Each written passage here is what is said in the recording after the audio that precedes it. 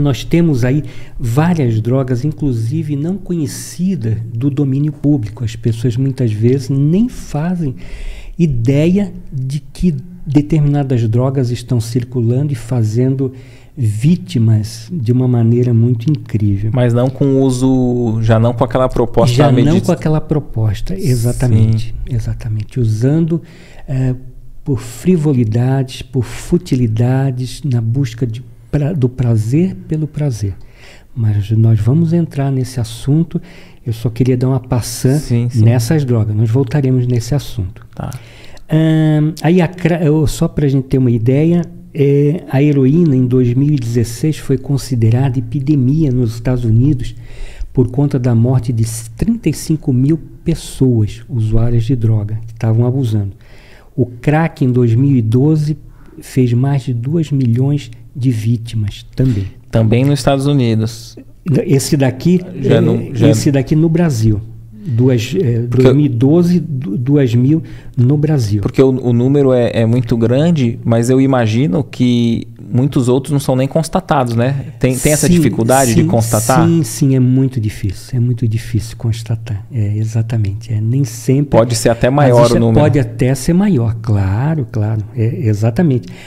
Porque não há interesse também de divulgar esses dados de forma fidedigna, né? Porque ainda existe um preconceito muito grande, existe uma série de razões políticas por trás disso tudo, né? Lá no filme Narcos a gente vê bem, tem uma ideia desse movimento. Esses bastidores aí, bastidores. Né? A metanfetamina, mais de 24 milhões de usuários no mundo. O H7921, que tem os efeitos da morfina e era livremente comprada em farmácias em Londres, na Inglaterra, e que produz gangrena no corpo, né? No local. Tem o Bath Salt. Esse Bath Salt não é uma droga, mas eles fazem com defensivos agrícolas, repelentes e sais de banho. Eles juntam e produzem. Na realidade, elas sozinhas não são consideradas drogas, mas juntas elas causam prejuízo muito grande. Desculpa se eu estiver fugindo daí, mas me ocorreu assim.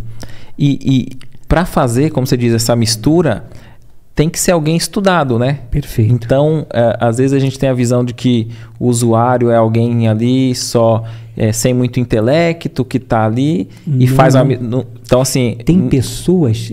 tem químicos por trás. Tem químicos por trás, claro. Pessoas interessadas no money, né? E que é muito comum. Há um tempo atrás... 10, 20 anos atrás, a gente não pensava que o Brasil pudesse produzir cocaína. Hoje, qualquer químico aí que tem uma noção de química está produzindo, Itapecerica da Serra e por aí vai. Está se fazendo dentro de apartamentos aqui em Santos, a polícia já foi bater e tinha produtos químicos que estavam sendo fabricados, entendeu? Como a maconha está sendo feita dentro dos apartamentos de uma forma artesanal, com facilidade, simples, né? Com muita facilidade. Então esse Bath Salt não é uma droga, mas pela conjunção dessas 3 drogas ela produz danos tremendos. No Brasil ela é chamada de miau-miau, tá ok? Produz 1000 coisas, inclusive práticas suicidas, é muito comum. Tem a Ungá, principalmente na América do Sul, foi descoberta lá por conta da pobreza, então eles não utilizam só a heroína, então eles agregam maconha, alguns remédios de taxa preta e veneno de rato, para poder agregar valor nesse produto, para eles poderem, né, porque é muito cara a heroína, entendeu? Então tem surtos de agressão terrível, problemas físicos, descomunal. A mais poderosa das drogas é o crocodilo. que é a heroína dos pobres, que chama. Ela é um produto fácil de se encontrar, né? Injetável, né? É um remédio alternativo da morfina. Então, um remédio que você compra é a desomorfina, que você compra em farmácia, mas só que eles adicionam gasolina, codeína, fósforo, injetável, solvente, iodo, e eles injetam. Quando eles injetam, essa mistura ela não é absorvida pelo organismo, então, e nem eliminada. Então ela fica ali, ela necrosa. Então cai parte do corpo. Eu tinha visto isso na internet, eu achava que era fake news. Não. Que essa crocodilo, né, do pessoal ir perdendo membro, é isso? Sim. E às vezes até ficar com um buraco no rosto. Sim. Porque pela junção de vários produtos, né, que o organismo não absorve isso, né, é extremamente nocivo. Então, o que leva... É isso que eu ia perguntar. O que leva uma pessoa... Era isso que eu ia perguntar. Exatamente. Porque a gente imagina assim, né? O que leva uma pessoa assim a buscar isso? Assim, é um vazio existencial? Alguma depressão profunda? Exatamente. Antes da gente chegar nessa reflexão, e nós vamos chegar lá... Certo. Né, claro que eu não tenho todas as respostas e a espiritualidade também não tem, até porque nós vamos esbarrar aí no livre-arbítrio. Certo. E a gente vai ver, e depois a gente vai ver mais lá para frente, o Luiz Sérgio falando, outros autores falando, que na realidade nós precisamos respeitar o livre-arbítrio. Nós não podemos chegar lá simplesmente e vem cá, você não pode isso. Pode, ele é livre para fazer a escolha que ele quiser. Por que tem droga? Ela tem porque ela traz benefício à coletividade, ela tem uma razão de ser. Porque drogas é uma maneira genérica que a gente está falando. Se a gente pensar que até em 1744, mais ou menos, estou chutando, não havia anestésicos. Então, as cirurgias eram feitas com serrote, talhadeira, Então, arrancar um dente era igual aquele do filme, do Náufrago, que ele está na ilha lá. É mais ou menos assim, entendeu? Então, era bem incipiente, era bem traumático. Se você tivesse um problema de vesícula, que você precisasse de uma cirurgia, você já poderia pensar que 90% a 95% a probabilidade de você ir daqui para uma melhor. Né? Então, aí os anestésicos vieram colaborar para que houvesse um ganho, uma agregação de valores nessa conduta. Né? E muitas vezes a gente não associa, né? Exemplos, exatamente. Às vezes no cotidiano a gente não associa que ali é uma droga que, como você disse, que tem os seus benefícios, né? Sim. Essa semana eu fui fazer um exame que eu precisei de uma anestesia geral. Né? É importante, se não houvesse essa anestesia geral, seria totalmente difícil, né, fazer todo o procedimento. Depois nós temos a vacina da poliomielite, né? Quantas crianças, né? Inclusive eu tive amigos que tiveram problemas com polio, ficaram paraplégicos, né? E quantas pessoas que foram beneficiadas com essa droga, né? Que é a vacina. Vai surgir o ano que vem, está vindo da Índia, perdão, o Rizug, que é inibição reversível do esperma sob controle. Um preservativo masculino, que é uma vacina, que vai ter efeito para 10 anos, que está surgindo, que o ano que vem já vai estar em escala comercial. Então, assim, interessante. Então, as drogas... A pessoa, no caso, fala assim, eu não quero ter filho aqui nos próximos 10 anos, um planejamento. Não. Ele pode depois de um ano. É só injetar bicarbonato com água. E aí anula o efeito. Então ele dá para reverter. Reverter, dá. Isso que é o legal. Então, assim, as drogas trazem contribuições, entendeu? A gente não pode generalizar. Agora, a forma como se utiliza, a maneira pela qual, né, isso é que precisa ser refeito, né? Ela não vai trazer a namorada de volta, ela não vai trazer o familiar que faleceu de volta, ela não vai, né? Sim. Então, de repente, esse conflito existencial que a pessoa busca resposta, busca que, na realidade, se a gente for pensar bem, todos nós temos uma dificuldade enorme. Todos nós somos viciados. Todos nós temos vícios. Qual o maior vício? O mais radical, o mais difícil de se combater? O orgulho, o egoísmo. Né? É um vício. É um vício. Está lá. E capítulo 10, item 10. Qual é o sentimento que é o câncer da alma que faz você se achar muito mais importante do que os outros, que você quer plateia e que isso é impossível, não se coaduna com o bem que você quer praticar. Se você está pensando em si, né, quer que o mundo gire em teu favor, você não está disponibilizado para a ação, para a caridade, que é o orgulho, que também é um vício. Então, nós todos somos viciados, então nós temos que olhar para nós e vencer esses sentimentos que estão nos aprisionando e que nos estão dificultando a nossa ascensão espiritual, a nossa evolução. E todos os vícios nos dá prazer? Então, num primeiro momento, a droga ela pode dar um prazer, né? Isso ninguém vai cheirar areia da praia, né? Vai cheirar alguma coisa que pode, de certa forma, trazer uma certa euforia, tirar um pouco daquele estado de coisas, né? Daquela tristeza. Eu acho que é muito interessante a gente falar de uma questão e teu público é um público especializado. Nós estamos falando só sobre o tema, sobre espiritismo, inclusive. Eu acho que é interessante a gente poder fazer menção.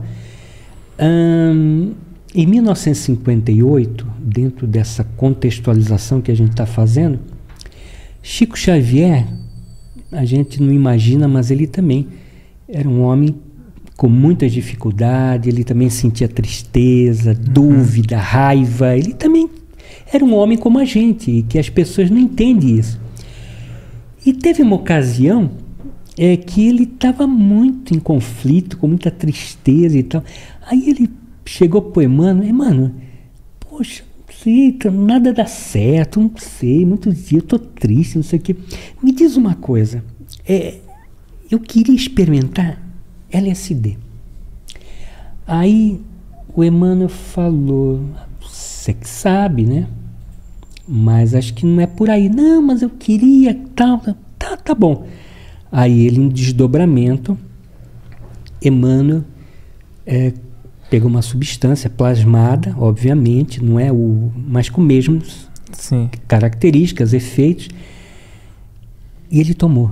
Nossa, ele ficou uma semana mal. Ele via bicho, ele vomitava, ele estava muito mal. Aí ele, depois de uma semana mal, Chico, pelo amor de Deus, o que eu faço e tal? Emmanuel, né? Emmanuel, o mentor de Chico. Aí ele falou, Emmanuel, vem cá. Em desdobramento, ele falou, toma essa mesma substância. Aí, não, me fez mal. Toma essa. Antes disso, ele perguntou, o que eu faço? Perguntou para o Emmanuel, o que eu faço? Ore. E ele orava. Mas, Emmanuel, eu não estou conseguindo. Ore, mentaliza. Muda a tonalidade vibratória, se liga com o divino, né?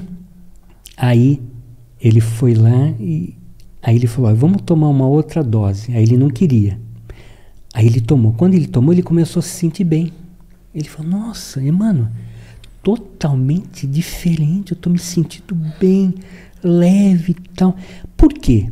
Aí Emmanuel concluiu, Chico, nós fazemos o inferno e o céu com as nossas emoções, com os nossos sentimentos.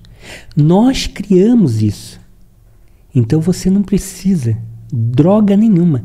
Você precisa se ligar mais, né, com o alto, porque você tem recursos dentro de você ilimitados que você precisa pôr à prova. E estudos lá do Dr. Felipe, da pineal, sabemos que dentro da pineal existe percentuais pequenos de DMT, dimetilatriptamina, tá?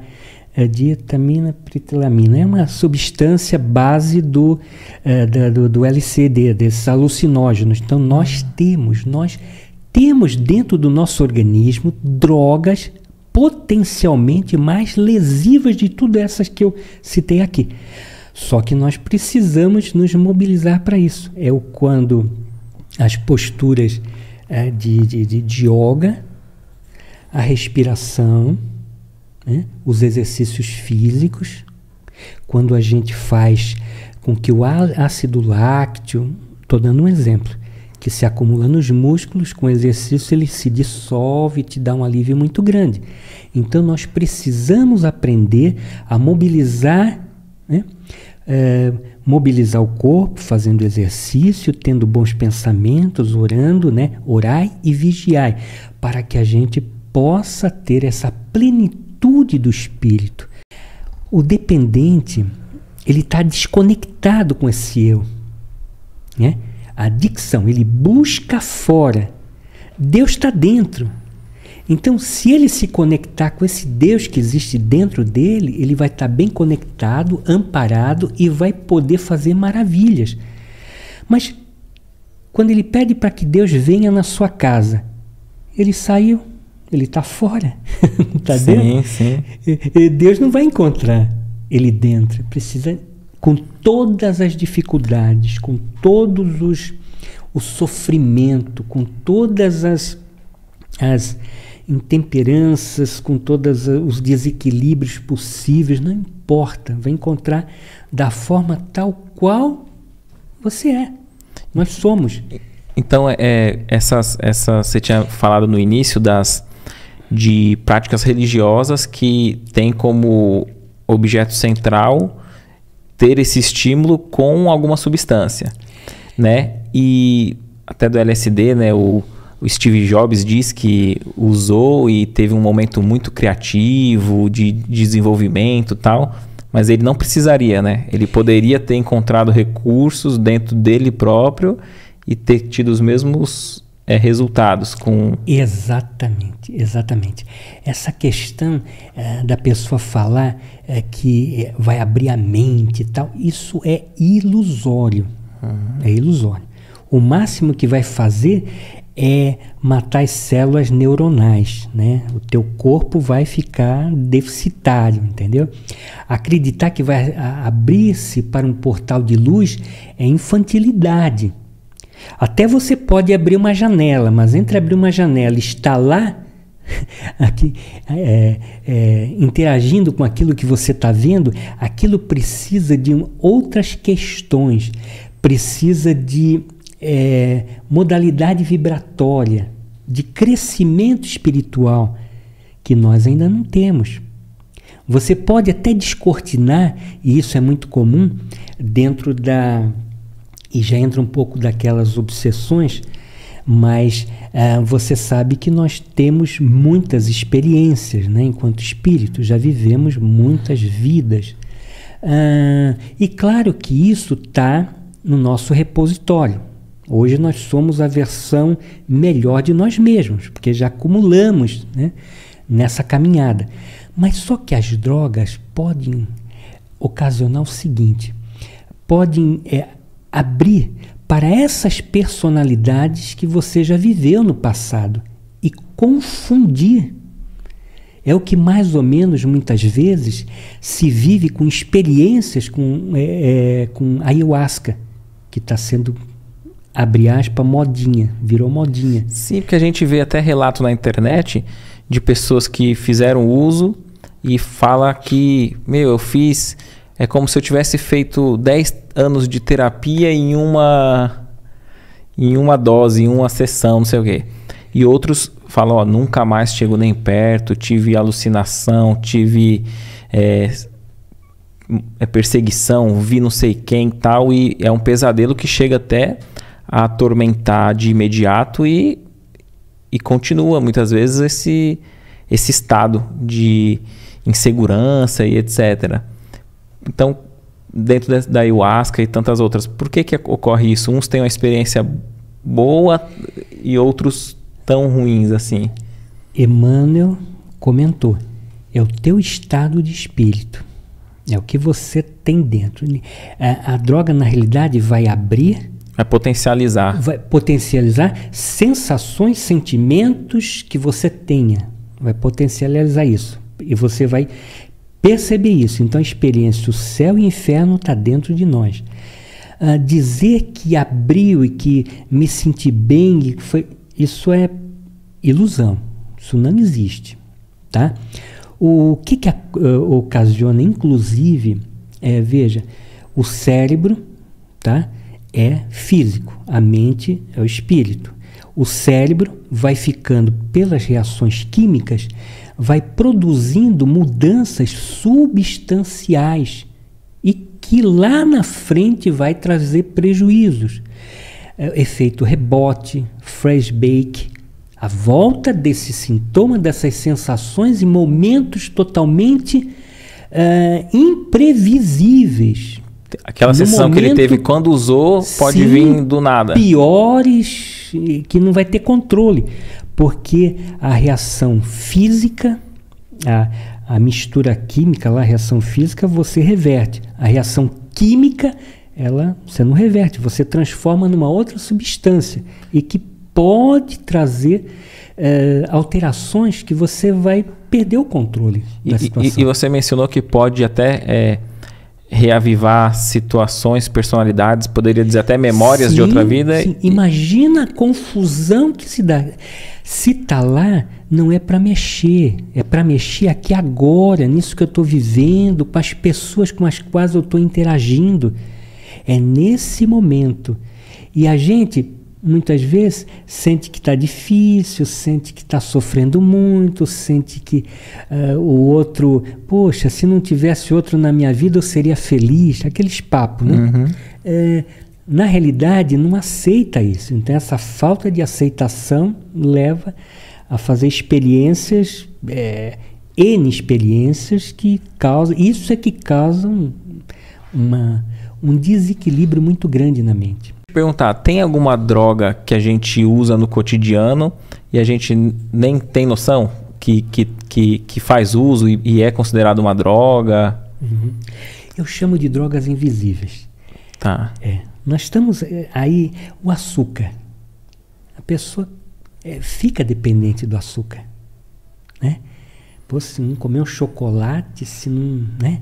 Eu vejo absurdo, eu vejo pessoas colocar num cafezinho 2, 3 colheres de açúcar, colheres de sopa de açúcar. Não é o açúcar no café, é café no copo de açúcar. Açúcar, né? Com café. Eu diria assim. Nós temos os corantes que são perigosíssimos também, né? Que provocam reações. Só a título de curiosidade, quando se descobriu a sulfa, que era uma revolução, tal, eu não me recordo, acho que em 1960 mais ou menos, que aí o cientista, não me recordo o nome dele, ele olhava e falava, nossa, ele fazia in vitro, né, a experiência, nossa, isso aqui eu tenho certeza que a sulfa vai matar aquele bichinho que está causando a infecção. Mas ele queria ver, e não via, não acontecia nada. Aí todo mundo falou, não, isso aí não dá certo.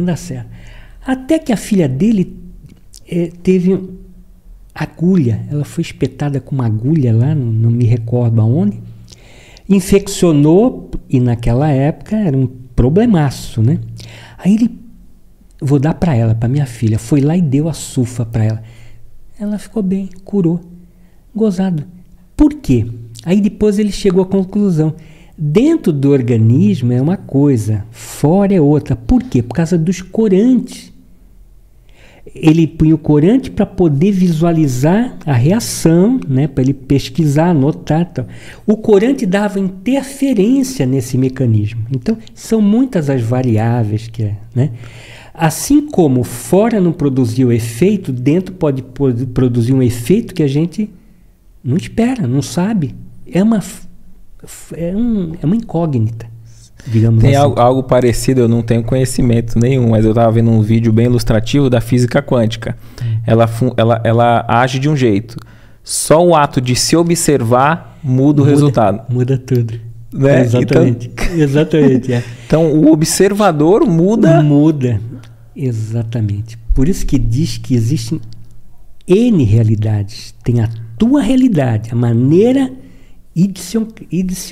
idiosincrática, como você percebe e vê as coisas, né? É interessante. Os adoçantes, principalmente os adoçantes líquidos, que tem sorbato e tem benzoato, são terríveis, cancerígenos, produzem um mal terrível. E pode viciar também?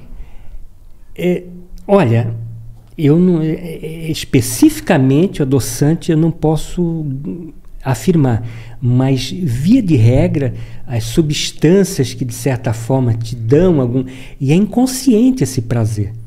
Às vezes você dá lá para o seu filho uma lata de um produto com conservas e tal, às vezes tem algum aditivo lá que ele vai sentir prazer, você não sabe, e aí ele sempre pede aquele alimento e tal e você não sabe. Geralmente pode ser que algum aditivo daquele tenha esse poder nos refrigerantes, de trazer, né? Sim, refrigerante cheio de açúcar, de ácido fosfórico, uma acidez muito grande, e a gente sabe que as doenças elas dão início, se proliferam na grande maioria das vezes através do meio ácido. Então, quanto mais a gente deixar o meio ácido, mais vulnerável a gente vai ficar, né? Aí depois, esse adoçante aqui, a minha nutricionista recomendou. A Clara, ela sempre me recomenda para ter esses cuidados. Depois a gente não pode perder de vista que existe uma lei da Anvisa que permite que até uns 3 ou 4 pelinhos de rato pode estar dentro de alguns produtos, é factível, entendeu? É um pelinho de nada, pode não acontecer nada, mas para o teu filho, para alguém que tenha um processo alérgico, é um problemaço, entendeu?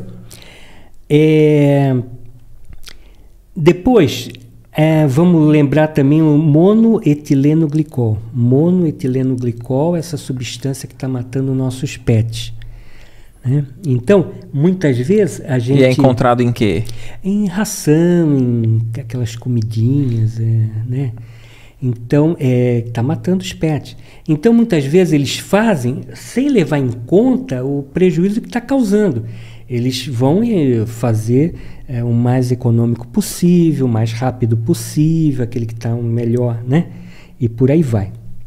O excesso de vitamina D pode provocar problemas na urina, trazer fadigas, náuseas e por aí vai, entendeu? A vitamina C também, o excesso pode dar escorbuto, ferimentos no canto da boca. A pessoa às vezes fala assim, eu preciso de vitamina, e se automedica. Se automedica, pode estar acontecendo alguma coisa, dor no estômago tal, que ela nem percebe que é excesso de vitaminas. Glúten, o glúten ele fecha a glote, ela dá um problema seríssimo e que tem pessoas que são alérgicas, né? Então é super importante aí. Tem alguma idade assim, uma faixa etária que mais comum da pessoa iniciar o uso ou independe? Não, isso independe. Depende.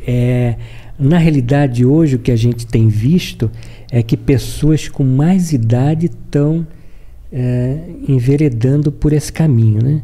Há um tempo atrás, quando eu atendia, há uns 20 anos atrás, 15 anos atrás, era mais o jovem, o adolescente, né? Revoltado, aquele estava em busca de novos prazeres, estava querendo se enturmar, autoestima baixa, né? Tímido, querendo se enturmar, querendo sentir aceito a uma tribo ali. Se sentir na tribo. Falando em tribo, né, é uma constante, né? Hoje nós temos os emo, nós temos vários segmentos, vários compartimentos. Na realidade não deveria ser assim, né? Isso é como se fosse uma proteção para poder se sentir aceito, né? Na realidade não deveria ser assim, né? Compartimentado, né? A sociedade não deveria viver em grupos fechados, né? A gente deveria estar aberto para qualquer tipo de valores, para qualquer tipo de experiência, para qualquer tipo de pessoas que pudessem, até porque haveria troca. Quanto mais eu conviver com adversidades, com os diferentes, né? Inclusive foi ontem, né? Aquela lei que traz benefício aos autistas, né? Aquela carteirinha, né? Acho que foi ontem, antes de ontem. Maravilhoso, acho que não precisaria ser, sabe? Poxa, forçado, né? Deveria ser uma coisa tão natural, as pessoas conviver, né? Com as adversidades, né? Se eu sou emocional, eu sou muito sensível, sabe, as pessoas são diferentes, né? Então tem vários tipos de segmentos, vários grupos, né, que se fecham e tal. Não deveria ser assim, até porque a nossa raça é a raça humana, né? Só existe uma raça, né? Todos deveriam se consorciar e viver como irmãos, como Jesus pediu para que cada um de nós vivenciasse isso, né? Para que a gente pudesse. Tudo está em todos, né? E todos estão em tudo, né? Trazer essa interação para que haja esse crescimento. Porque se a gente não vivenciar isso, então, a gente vai ter sempre preconceito, a gente vai ter sempre julgamento, a gente vai desencarnar, vai chegar do outro lado, vai querer voltar, fala, pô, cadê minha família? Pô, meu sofá onde eu sentava, né? Pô, aquele meu amigo que eu... Não, teu amigo é o mundo, é o universo, né? Deus está conosco e todos são, né? Eu fico imaginando na reencarnação, né? Aquele que torce para um time e o rival é inimigo. Imagina desencarnar e saber que ele foi fundador da torcida organizada do adversário, né? Não, bom a gente ter esse... Eu costumava falar que imagina se o teu inimigo, né, que você tanto combate, não quer ver nem a cara dele, se você chegar lá no céu e Deus tem a cara dele, como é que fica? Sim. O jeitão dele. E você vai ter que assumir, abraçar, né? Eu acho que valores são muito mais que isso, né? São muito mais que aparências, que tabuletas, né? É visceral, né? Sentimentos, né? Nós precisamos chegar àquele ponto de que o que eu não desejo para mim, eu também não quero para o outro, né? Vivenciar dessa forma, como Jesus falou, né? Amar a Deus sobre todas as coisas e ao próximo como a si mesmo. É o resumo do Evangelho de Jesus, né? Sim, isso é super difícil. A gente passa vidas e mais vidas para entender isso e para exercitar esse mandamento de Jesus, né? Parece tão simples, mas é tão complexo e tão difícil, porque nós ainda somos cegos pelas paixões. Qual idade você acha que é o ideal para dialogar com as crianças sobre esse tema de droga? Porque às vezes a gente pode ficar assim, pô, se eu falar... Tem essa questão, eu estou falando, eu estou estimulando?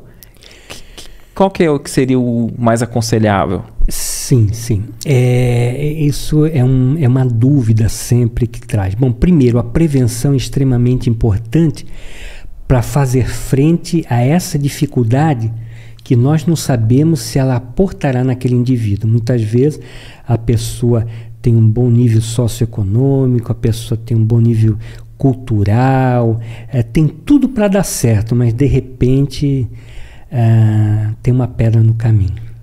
Que dizia o poeta, né? Tem uma pedra no caminho e a gente tropeça não nas rochas, tropeçamos nas pequeninas pedriscos, né? Petriscos. Então, falar desde quando se nasce, sempre, só que de formas diferentes. Para a criança nós vamos abordar o corpo, o organismo, essa interação. Eu já dei mais ou menos uma pincelada aqui, né? Do químico, dos alimentos, daquilo que traz dificuldades, né? Então, para que ele tenha já essa percepção desse cuidado do corpo, que o corpo é o nosso templo. Nosso templo? Nosso templo, exatamente, o templo do espírito, né? Que precisa ser cuidado. Esse respeito ao corpo, né? O corpo é a ferramenta do espírito para se manifestar aqui nesse plano, para ele atingir os objetivos.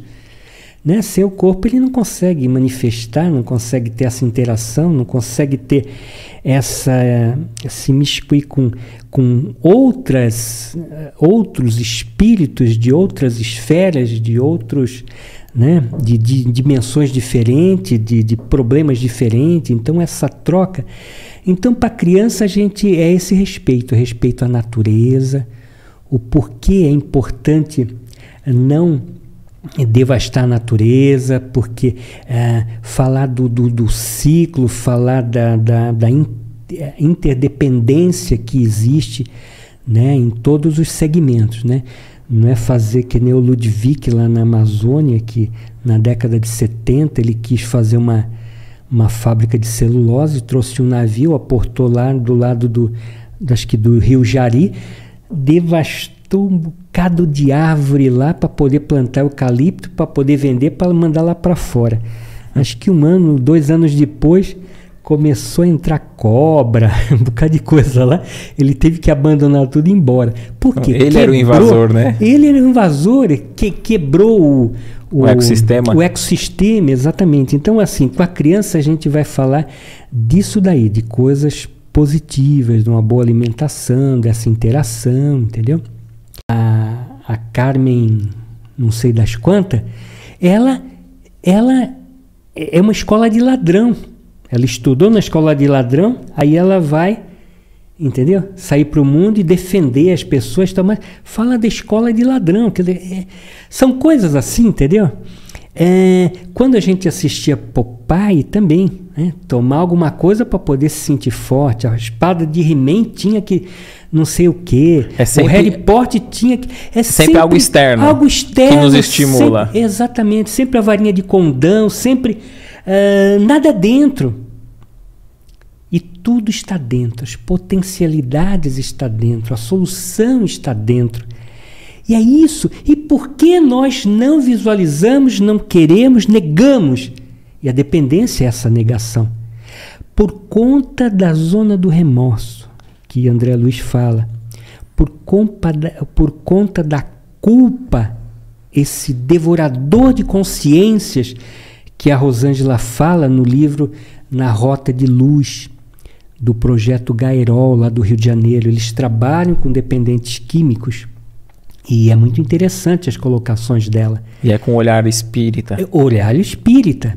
Ela pertence a uma colônia, a colônia dos Girassóis.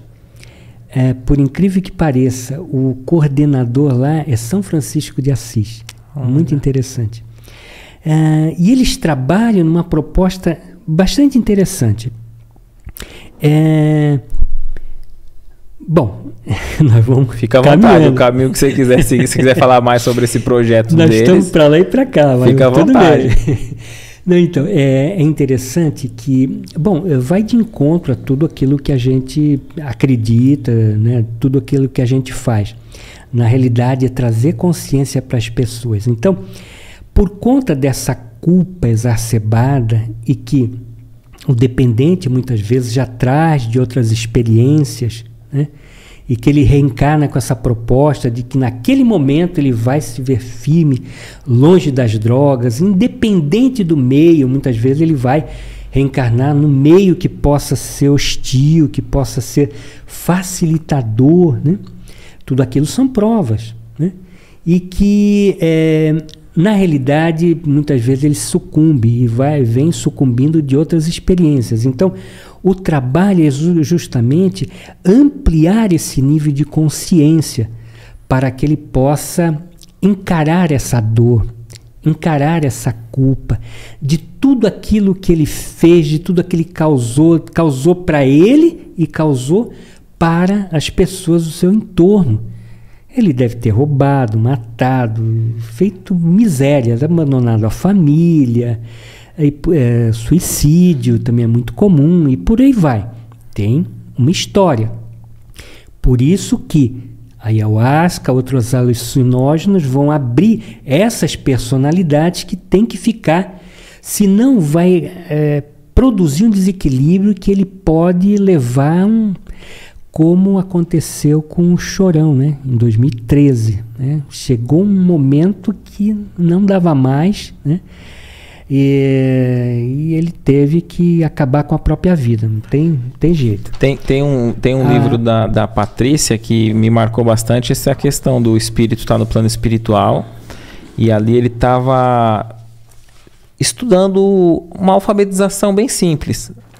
E aí a Patrícia pergunta, mas por quê? Né? Ele falou, não, porque essa última existência, a minha prova foi de ter uma limitação, um retardo mental. Então eu não pude estudar e essa foi minha prova. E aqui eu tô no plano espiritual aprendendo a ler e tal. Aí ela fez uma pergunta interessante. Mas em outras existências você sabia ler. Por que você não retoma? Aí ele falou que se ele desbloqueasse a mente dele ali junto com os processos, com os mentores, tudo, né? E acessasse esses conhecimentos que ele já tinha, intelectual, tudo, ele também ia acessar o que ele fez. E ele ainda se reconhecia que não estava preparado, porque ele sabia que ele tinha feito coisas bem graves para o próximo, e por isso ele veio nessa outra existência com esse retardo. Então ele não conseguia desassociar apenas o que ele gostaria, né? Então é mais ou menos por esse caminho que se... Isso ele está no plano espiritual. Imagine nós aqui sem saber o que nós fizemos e fomos, com um estímulo aí, acessar. Vai causar um problemaço. Por isso que a reencarnação é o perdão divino, né? Perdão para as nossas faltas. Deixa lá. Porque muitos dizem assim, eu gostaria de saber, é melhor não, né? Não, é melhor não, é melhor não. Jesus não falou, fora da caridade não há salvação? É a caridade que vai nos fazer dirimir tudo isso do passado, vai nos fazer compreender certas coisas, vai fazer com que a gente salde esses débitos através do amor, através da caridade, através no caminho do bem, entendeu? Aquelas experiências malfadadas, a gente vai vivenciar determinados bloqueios, que nem o exemplo que você está trazendo, e outros mais, que nem o Jerônimo lá na época de Chico Xavier, que ele ficou na cama, que ele só mexia a cabeça e ele construiu várias... Mendonça, né? Isso, ele construiu várias... Entendeu? Ele não deixou de fazer as coisas, de pedir. Ele foi pelo Brasil pedindo ajuda para construir várias entidades, né? Então é assim, é um benefício, não saber é um benefício. Um caso, né, que acho que o Humberto de Campos, né, o irmão X, conta, do Bezerra de Menezes, logo depois, um período que ele desencarnou, chegava muitas orações para o Bezerra de Menezes e ele ficava chateado até e comentou com algum espírito, mentor próximo ali, porque ele falou assim, pô, eu atuei na área da saúde, na área médica, Só que não é oração nesse sentido que tem chegado até mim, a minha equipe ali, né? De benfeitores. Tem chegado justamente esses pedidos de ganhar na loteria, resolver essas questões. Aí ele fala, mas eu não atuei nessa área. É mais ou menos assim. Na realidade, a gente quer... a gente ainda está dentro daquela viciação da lição 913 e do capítulo 10, item 10 do Evangelho segundo o Espiritismo. Nós estamos presos nessa viciação do egoísmo e do orgulho. A gente ainda quer coisas que nos beneficiem. E, na realidade, para que a gente cumpra com o nosso bem, com a nossa reencarnação, com tudo aquilo que a gente se propôs, que a gente faça o bem, que a gente saia de nós em direção ao próximo, né? Então, com a caridade, né? Então é impossível da gente exercitar essa caridade se a gente ainda vive com essa viciação, que a gente tem que se ver livre, né? É difícil. É curioso que eu estava vendo o Emmanuel analisando uma passagem, uma carta de Paulo, dizendo sobre a cortina do eu. E ele diz que a gente coloca o nosso eu em tudo.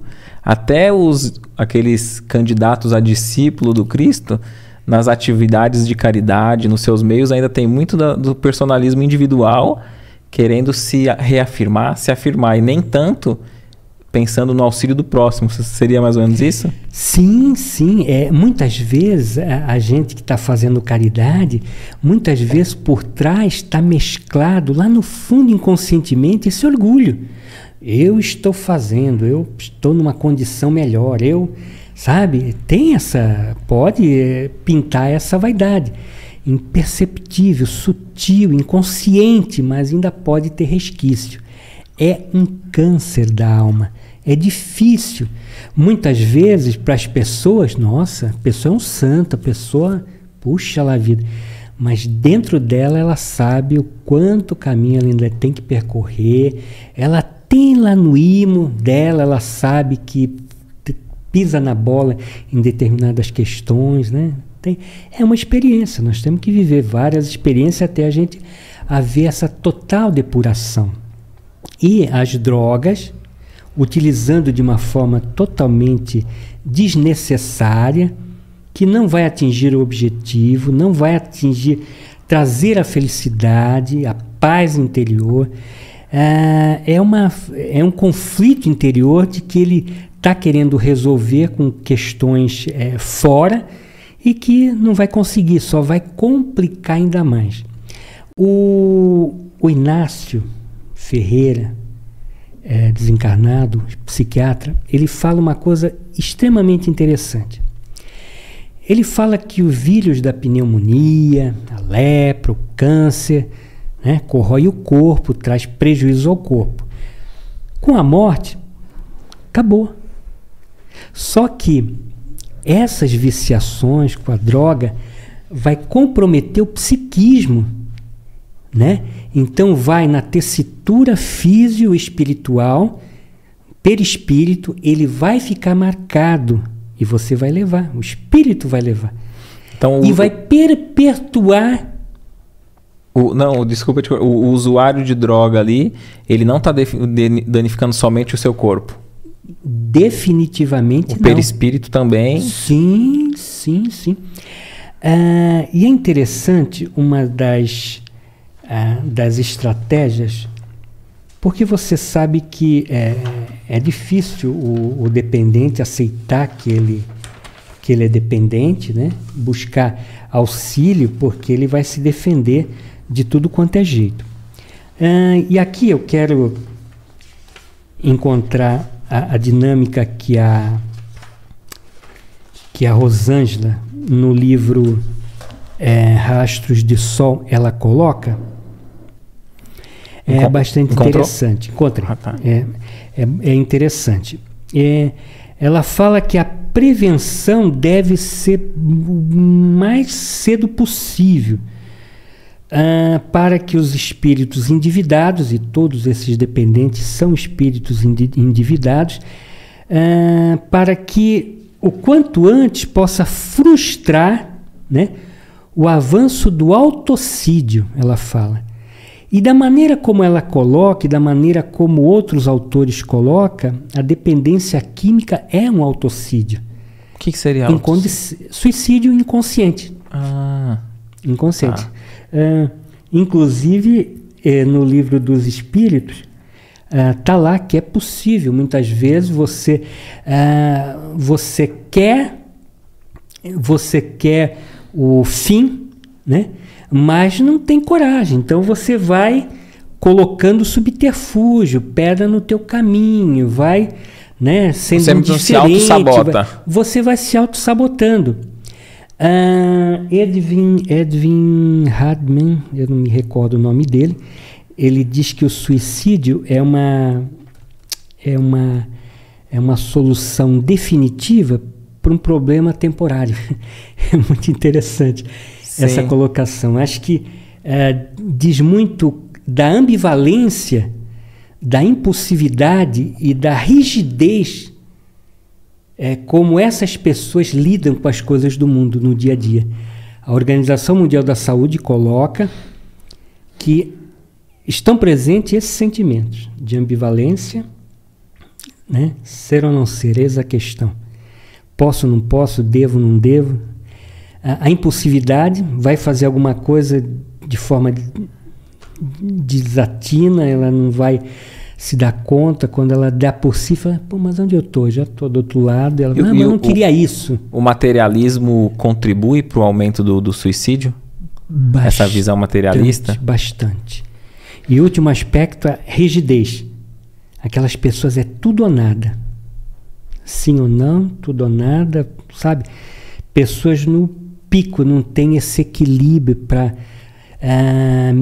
virtus et medium. Sócrates, né? Aristóteles.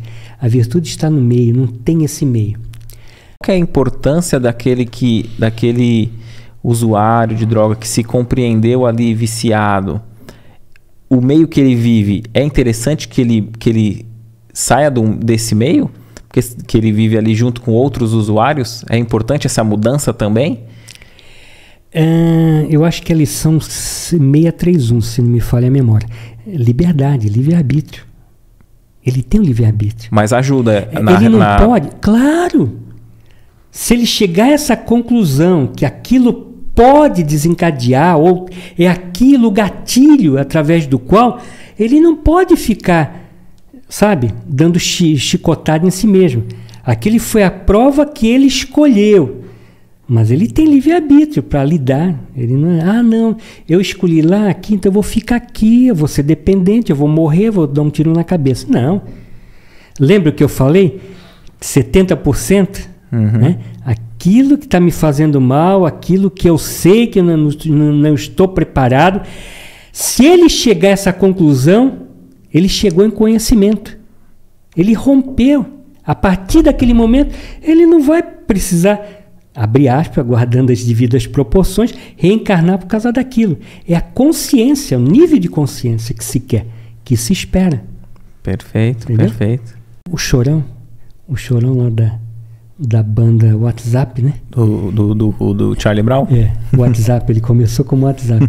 Ele usava, nos últimos dias, 50 pinos de cocaína. Para onde iria esses 50? Se com algumas gramas você tem uma overdose, você morre. O organismo não consegue absorver, sintetizar e eliminar, não tem tempo. Por quê? Porque ele não estava sozinho. Isso é claro, isso é mais que óbvio. Entendeu? Perfeito. Então tudo concorre. Por quê? Você desencarnando antes do tempo, não tendo aquilo que lá no mecanismos de mediunidade, André Luiz fala, espírito completista. A grande maioria de nós não é completista, a gente não chega até o término de nossa vida com toda a programação que a gente se propôs a realizar, né? Então ele saindo assim de uma forma abrupta, os irmãos vão se aproveitar inclusive do fluido vital, né, que vai levar um tempo se ele tinha aquele fluido vital para ele viver, 60 anos, e ele saiu com 30, então durante esses 30 anos vai ter gás ali, gasolina, combustível para as entidades acabar se beneficiando. E é interessante se não fosse trágico, né? São muitos os livros que comentam sobre isso, mas recentemente eu li no Rastro de Luz, a Rosângela falando numa das suas incursões no Vale dos Picos, tem o Vale dos Picos, deprimente a maneira como as pessoas desencarnam e como elas são usadas. Sempre tem o bambambam, né? O manda-chuva, o coordenador do astral inferior, né? No caso, o relato dela aqui é o Tonga, em que ele, como se fosse um picadeiro de circo, e utilizando aqueles dependentes para cenas dantescas, grotescas, como animais mesmos. Muitos, inclusive, com feições de animais. Essa que tem no espiritismo, Sim. O André Luiz aborda de uma moça que tem a ver, toma a aparência de um lobo, né? Isso, tem a ver também com esse abuso de drogadição. Então, de uma forma animalesca. Na obsessão, que é muito comum, obviamente, porque, como eu falei, a droga estraga não só o corpo físico, que destrói, acaba, mas ela repercute, reverbera no psiquismo, e que esse psiquismo vai levar, e a gente vai levar uma série de coisas. Culpa por quê? Por causa dos exageros, por conta de tudo aquilo que eu causei. Para mim, por eu não ter feito aquilo que eu deveria fazer, e aos outros, por tudo aquilo que eu deveria fazer e não fiz. Exercitar o amor, utilizar os meus recursos para poder exercitar essa caridade. E caridade que eu digo não é de forma formal, não é frequentar uma casa espírita, ou ir na sua igreja, não. É a maneira como você é, né? No seu dia a dia, né? Os teus pensamentos, as tuas palavras, os teus atos, eles têm que ter essa dimensão do amor, eles têm que ter essa pauta. Se não tiver essa pauta do amor, não vai haver equilíbrio. O doutor Dias da Cruz, o espírito Dias da Cruz, é um médico, né, desencarnado. Lá no livro Mensagens Psicofônicas, ele relata, é muito interessante, ele fala sobre obsessão. Ele lembra von Pirquet. Ele diz que esse von Pirquet diz que a alergia é uma reação modificada nas ocorrências da hipersensibilidade humana, tá? E aí ele fala que tem os alérgenos, que são os elementos que causam a alergia no físico, que pode ser alimento, poeira, bactéria, parasita, pólen, por aí vai. Pode ser externo, como pode ser interno, alguma substância. Eu conheço uma amiga que ela, se tomar fantaúva, ela fica todos lá, uma intumescência. Curioso, bem específico, né? Específico, é interessante. Então aquilo ela sabe que, né? E aí, o organismo, dentro do sistema imunológico, tem os antígenos, que é o soldado que vai fazer frente a essas substâncias. Então vai se defender. Então vai haver um confronto e vai, dentro das células, produzir a histamina, que ele chama de substâncias H, que vai fazer esse embate. E essas substâncias, elas vão causar intumescência, vai causar problemas no sangue, nas fibras e tudo mais. vai produzir coriza, dermatite, urticária, edema, inchaço, né? Dores de cabeça, né? E ela nem se dá conta que às vezes um alimento é curioso, e nós estamos falando em dependência, né? Uma das substâncias que produz muita essa histamina, esse combate a esses antígenos, vinho tinto e a cerveja, que produz muito essa histamina, esse embate, e que vai produzir algumas alergias, geralmente os nipônicos. Ele bebe um pouquinho, fica tudo vermelho, intumescência. É interessante, é bem específico. E algumas pessoas vão sentir dor de cabeça, dor de barriga, diarreia, né, por conta desse ataque. E isso, numa certa idade, não tem problema, mas aí com a idade vai havendo alterações metabólicas e que vai havendo um comprometimento muito maior. Bom, mas o que eu quero, e que é a sacada dele, é que ele faz um paralelo aos processos obsessivos. É muito interessante. Ele diz que todos os nossos pensamentos são definidos por vibrações. O que a gente fala, os nossos atos, nossas atitudes têm um teor vibratório, que é bom ou ruim, de acordo com o direcionamento que a gente está dando a eles.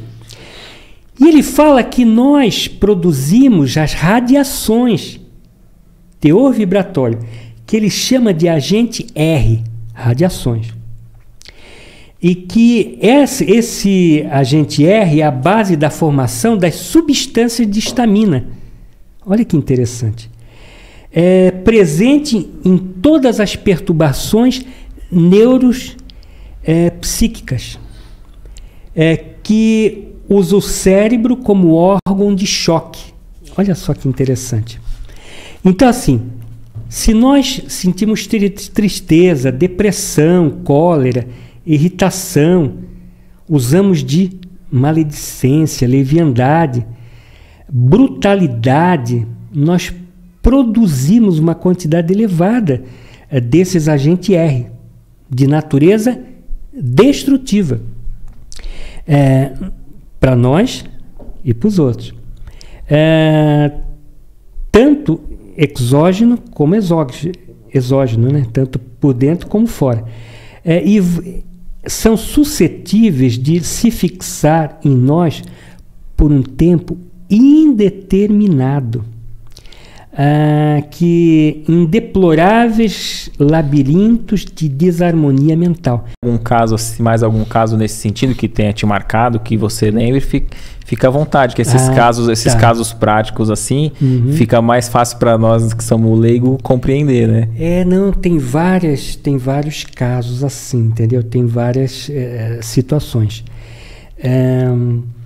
Tem as pessoas que utilizam o filho, a menina de 7 anos, o pai utilizava ela para poder comercializar, que aí a pessoa pegou ela, aí falou, não foi ele, entendeu? Ele tentando se sair de boa, entendeu? Tem aquele menino de 14 anos, eu não sei se eu já comentei, que usava cocaína injetável por conta de uma rejeição. A mãe o rejeitou na infância e aquilo causou uma ansiedade, um estresse muito grande, que ele acabou ou tudo ou nada. Então é um processo autodestrutivo, e essa destruição, esse autocídio é interessante a gente comentar, porque na realidade todos os casos é um processo autodestrutivo. E é interessante, eu lembrei aqui, tem uma psicóloga, que é a Karina Fukumitsu, da USP. Ela criou até um grupo que, se tem vida, tem jeito, no YouTube. Muito interessante. Ela vivenciou, não necessariamente com droga, eu estou falando de suicídio, e que suicídio tem todas, esse suicídio inconsciente, tá? implícito em toda essa drogadição, toda essa busca de droga. A mãe dela, ela tinha 10 anos, a mãe dela tentou suicídio por 18 vezes. Olha. Ficou mal, veio morrer de uma outra doença que não tinha nada a ver e tal. E isso marcou muito a vida dela. E ela começou a trabalhar com... ela, inclusive, é suicidologista. Ela trabalha... Ela se formou na USP, tem um grupo, ela coordena um grupo ali em São Caetano do Sul, na Faculdade Municipal, se não me falha a memória. Aí é o que? Trabalha na prevenção? Ele trabalha na prevenção ao suicídio. É muito interessante. Se tem vida, tem jeito. E ela fala, a Organização Mundial da Saúde coloca que várias pessoas no entorno da pessoa que se suicida acabam sendo agravadas por aquele sentimento, acaba sendo contagiada. E é muito sério, né? O luto da pessoa que tem um familiar ou então um amigo que se suicidou, esse luto é diferente. É muito diferente. Porque ele se responsabiliza? Ele se sente responsável? Se sente responsável, causa vergonha. Ele acaba se sentindo impotente diante daquilo que poderia ter feito e não fez. Gera uma série de... Ele parece que fica preso àquilo. Vou te dar um exemplo. O Chorão, dia 6 de março de 2013. Tá? O amigo dele, que eu não lembro o nome, Champion. Que depois ele criou. Que depois ele criou uma banda, isso, a Banca, para tentar dar continuidade, isso. Né? Aí em setembro daquele mesmo ano, ele também se suicidou. Tamanha era a ligação, o envolvimento, e aquele suicídio fez tão mal que nunca mais eles foram para frente, desarticulou tudo, entendeu? Dando um exemplo aqui do que eu conheço, do que eu li, do que eu, né? Mas afeta. A Organização Mundial da Saúde fala de 115 pessoas afetadas. Ela fala em torno de 53 e que 11 pessoas estariam mais envolvidas e seriam muito mais atingidas ao redor daquele autocídio, entendeu?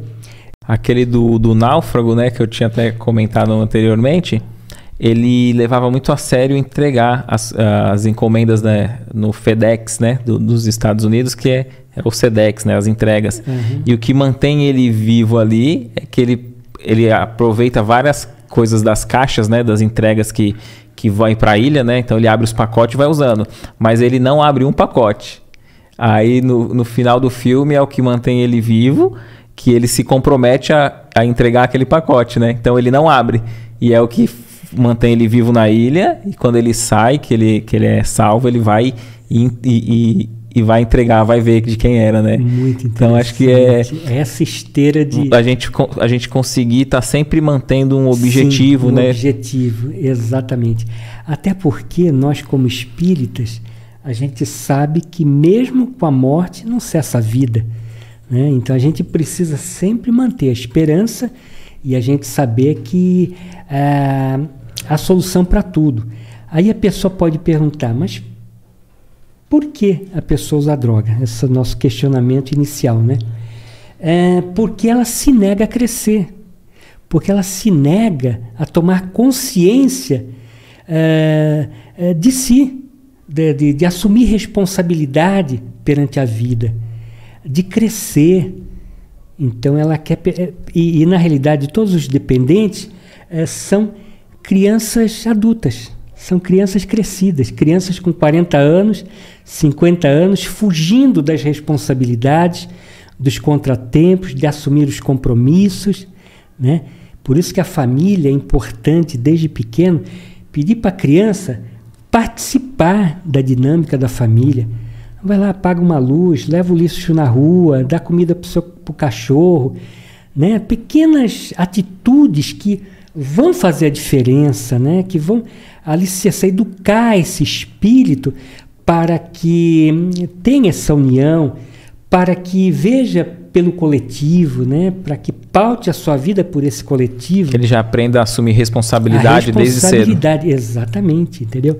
Não que isso, de certa forma, vai impedir lá na frente de que ele use, mas é diferente. É diferente. Vai ser diferente. É um caminho a mais. Ele vai ter até mais força para enfrentar caso... Sim, sim. E o que precisa ser educado é o espírito, né? A long time.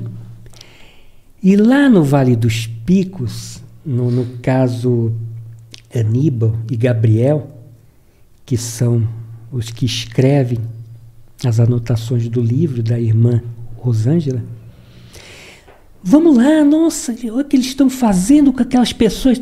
Ela falou, não, nós não podemos. É livre-arbítrio. Quando alguém sinalizar, quando alguém levantar a mão, quando alguém desejar, nós temos uma porta aberta, nós podemos se chegar. Mas enquanto isso, e nessa circunstância, nessa trama que eu estou falando desse livro, a entidade que estava dominando toda aquela situação no Vale dos Picos, ela tinha vindo em desobsessão, né, de dos trabalhos da casa, e ele falou, olha, eu vou levar para vocês verem lá o que eu faço e vocês não podem fazer nada. Tipo assim, ironizando. E realmente não pode fazer nada. Não que não tenha condições de ajuda, mas respeita-se o livre-arbítrio.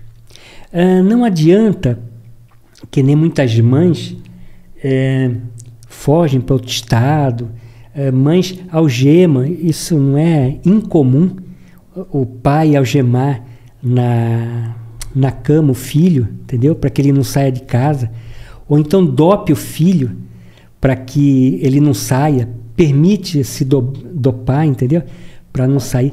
Nada disso tem sentido. Ou então aquelas clínicas que dão sossega-leão e prende lá, realmente é prisão, é cadeia, para ele não sair de lá. Porque com essas atitudes a gente estaria apenas tentando combater o efeito.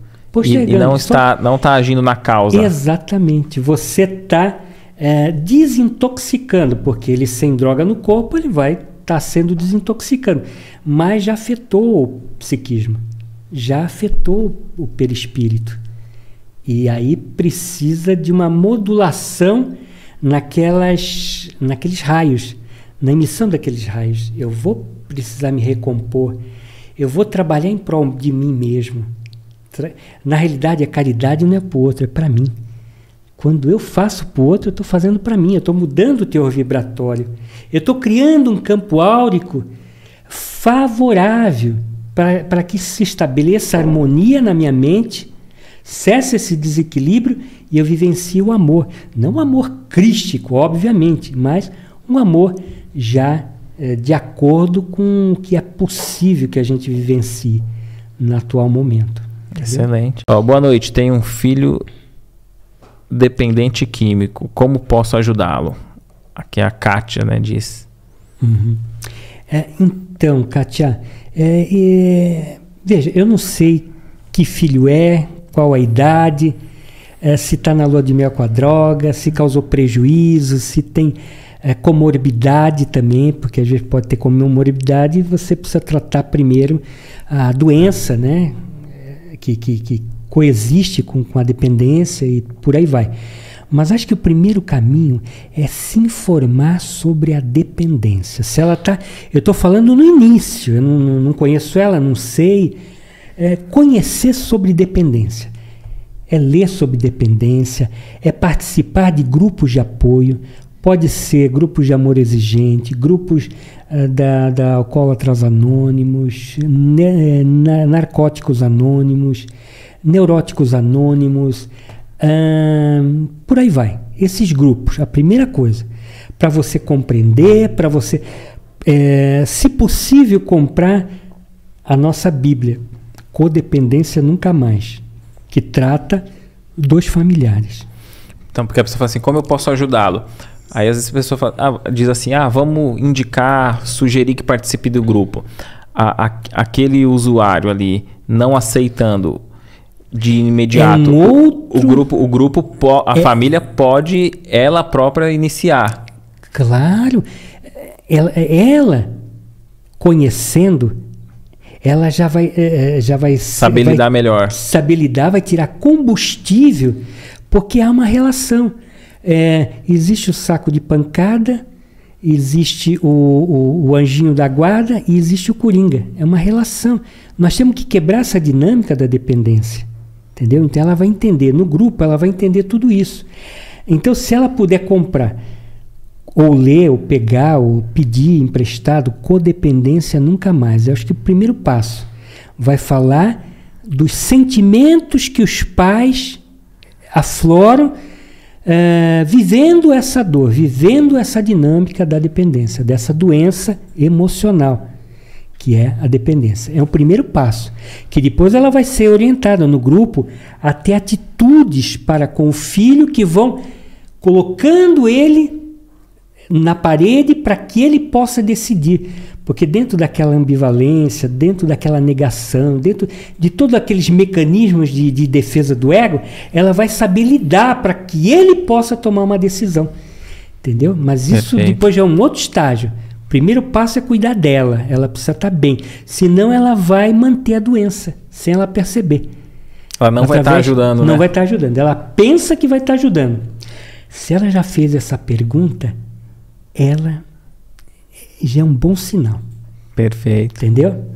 É um bom sinal, um bom caminho. Perfeito. Senão ela vai ajudar. O codependente mantém o filho no vício, sem ele perceber. Ele paga a droga do traficante para o filho não morrer, está errado. Ela assume, carrega no colo e não deve. Ele que tem que assumir. Ele emocionalmente, ele tem um ego frágil, ele tem uma imaturidade emocional muito grande e que ele precisa aprender no dia a dia. Ele precisa assumir responsabilidade pelos atos, né? Não é simplesmente, né? A vida, as coisas têm limite, ele tem que pensar antes de agir, ele tem que, sabe? E que ele só vai compreender isso quando ela tem uma atitude firme. Eles, a família, no entorno. Porque também a mãe e o pai podem estar firmes e a avó ser o anjinho da guarda. Todos precisam estar trabalhados, todos precisam estar conscientizados. Vai ser de vital importância. Algumas pessoas preconceituosas com suas atitudes e palavras colaboram para pessoas se suicidarem? Então, veja, não que vai determinar. Porque se a gente pensar que essa pessoa está desesperançosa, está triste, está em depressão, está em baixa, né? Seu tônus vital está em baixa. Na realidade, é esse conjunto de coisas. Em análise transacional, eles colocam da seguinte forma, que a personalidade se forma até os 5 anos e que depois isso determina para o resto da vida. Então a gente tem que ter cuidado até na infância, vai até 5, 7 anos, ter esse cuidado, porque inclusive tem a questão do roteiro de vida, tá? O roteiro de vida. Muitas vezes, algumas crianças já fazem um roteiro de vida autodestrutivo. São pessoas já com baixa autoestima, negativa, sabe? E que aquilo, se não tiver uma atenção, se não tiver uma expertise dos pais para poder dar um novo sentido, propiciar um ambiente, sabe, sem preconceito, sem cobrança, um ambiente alegre, um ambiente cristianizado e tudo mais, para que aquele roteiro, tem o roteiro e o filme. O filme é a conclusão do roteiro. O roteiro pode nunca se tornar filme, ser veicularizado, deu para entender? Então, nós podemos, né? Claro que o preconceito, cobrança, tudo quem está no entorno pode ser, tanto é que a legislação, o Código Penal, proíbe a instigação ao suicídio.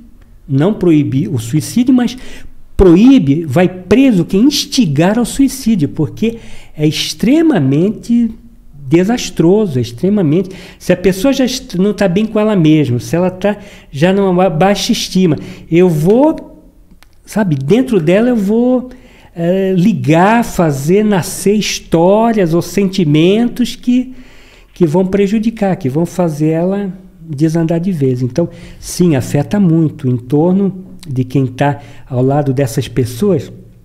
Lembra que eu falei que contamina muito a ansiedade, teus pensamentos, essas ligações?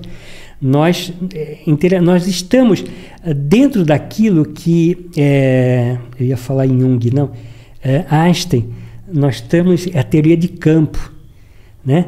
Quando a gente joga uma pedra na água, faz aquelas ondas, né? E chega até a outra margem, atinge. Então é assim, tudo está em tudo, nós estamos conectados em tudo. É a teoria de campo de Einstein. E nós também não é diferente.